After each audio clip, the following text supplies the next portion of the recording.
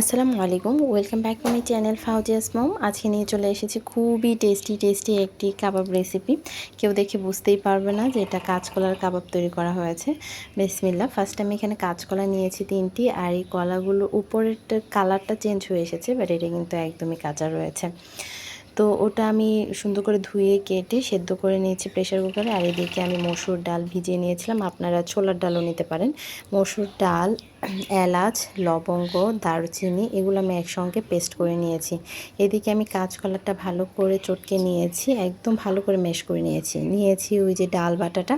আর নিয়েছি এখানে পেঁয়াজ কুচি, আর পেঁয়াজটাকে একদম কুচি করার চেষ্টা করবেন। নিয়েছি এখানে আদা বাটা, রসুন বাটা,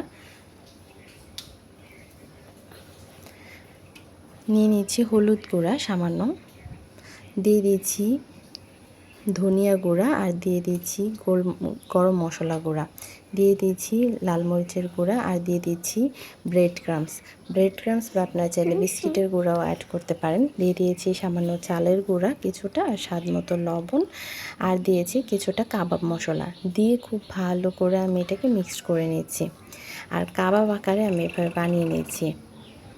এদিকে আমি তেল গরম করতে দিয়ে দিয়েছি, আর তেলটা যখন হালকা গরম হয়েছে, খুব বেশি গরম করতে হবে না, হালকা গরম হবে তখন একটা একটা করে তেলে ছেড়ে দিয়েছি। আর একদম মিডিয়াম আঁচে এগুলোকে ভেজে নিতে হবে এপিট ওপিট করে। আর এগুলো ভাজার পর মাশাল্লাহ এত দারুণ ফ্লেভার বের হয়, মানে কেউ বুঝতেই পারবে না যে এটা কাঁচকলার কাবাব তৈরি করা হয়েছে। একদমই বিফ কাবাবের মতো লাগবে বা চিকেন কাবাবের মতো লাগবে, এতটাই টেস্টি হয়।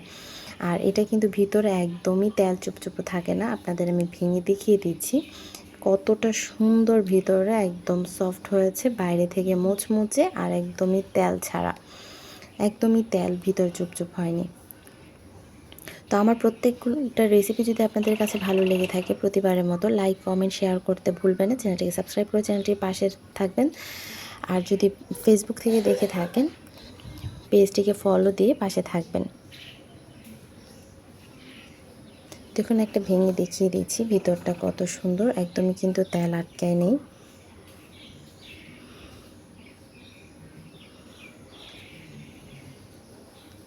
মাশাআল্লাহ। ধন্যবাদ সবাইকে, ভালো থাকবেন সবাই। দেখা হবে নতুন কোনো রেসিপি নিয়ে, আমি আবারও চলে আসবো আপনাদের সামনে। আজ এই পর্যন্তই। যদি ভালো লেগে থাকে